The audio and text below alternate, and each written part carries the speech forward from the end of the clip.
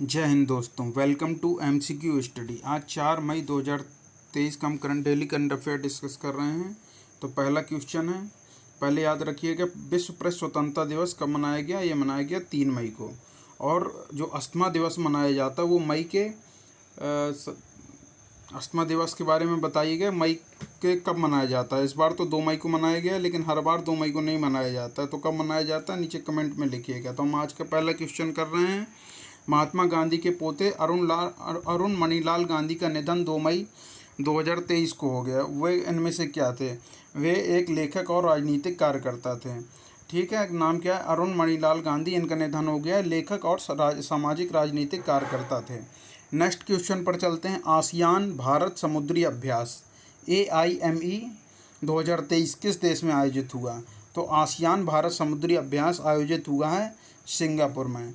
याद रखिएगा, AIME यानी आसियान इंडियन मैरीटाइम एक्सरसाइज 2023 कहाँ पे आयोजित हुआ? सिंगापुर में। सिंगापुर के साथ भारत और कौन सा युद्ध अभ्यास करता है? याद रखिएगा, सिम्बैक्स भारत और सिंगापुर का युद्ध अभ्यास है।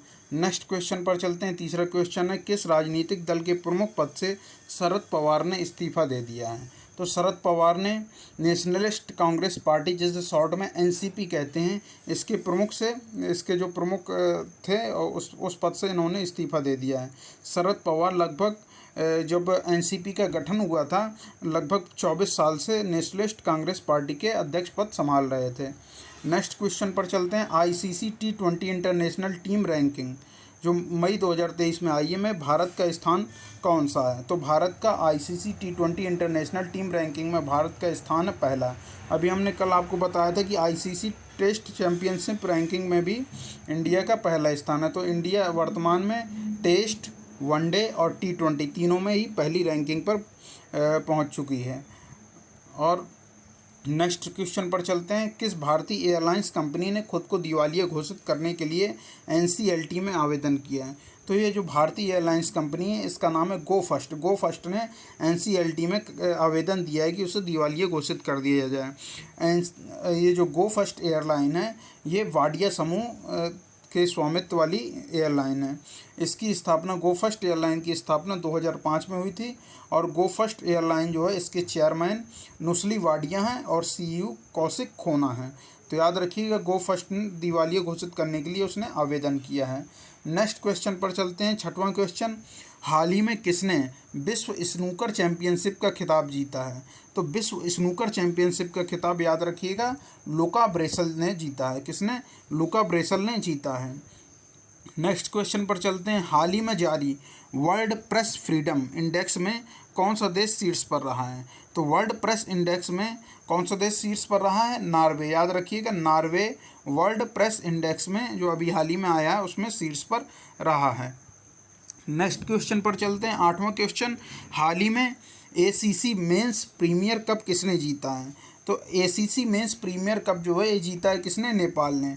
नेपाल के बारे में आप जानते हैं, नेपाल की राजधानी काठमांडू है और वर्तमान में जो PM है पुष्प कमल दाहाल हैं। और नेक्स्ट क्वेश्चन पर चलते हैं। 9वां क्वेश्चन है, हाल ही में किसे क्वांटास एयरवेज लिमिटेड के नए CEO के रूप में नियुक्त किया गया है? तो याद रखिएगा, क्वांटास एयरवेज लिमिटेड के जो नए CEO बने हैं, वो बने वेनेसा हडसन। याद रखिएगा, Vanessa Hudson Qantas Airways limited के नए CEO बने हैं। नेक्स्ट क्वेश्चन पर चलते हैं। हाल ही में किस पेमेंट बैंक ने NPCE के साथ सहयोग किया है? तो जो NPCE के साथ सहयोग किया है, सहयोग के लिए समझौता किया, यह है एयरटेल पेमेंट बैंक ने। NPCE का फुल फॉर्म होता है national payment corporation of India. इसी के माध्यम से UPI वगैरह की जो ऑनलाइन ट्रांजेक्शन होते हैं, इनको संभव किया जाता है। नेक्स्ट क्वेश्चन पर चलते हैं। हाल ही में अरेबियन ट्रेवल मार्केट का 30वां संस्करण कहाँ शुरू हुआ है? याद रखिएगा, अरेबियन ट्रेवल मार्केट का जो 30वां संस्करण है, दुबई में शुरू हुआ है। दुबई कहाँ पर है? UAE यानी संयुक्त अरब अमीरात में। और संयुक्त अरब अमीरात की राजधानी कौन सी है? अबू धाबी है। याद रखिएगा, अबू धाबी संयुक्त अरब अमीरात की राजधानी। और यहाँ पर मुद्रा चलती है दिरहम।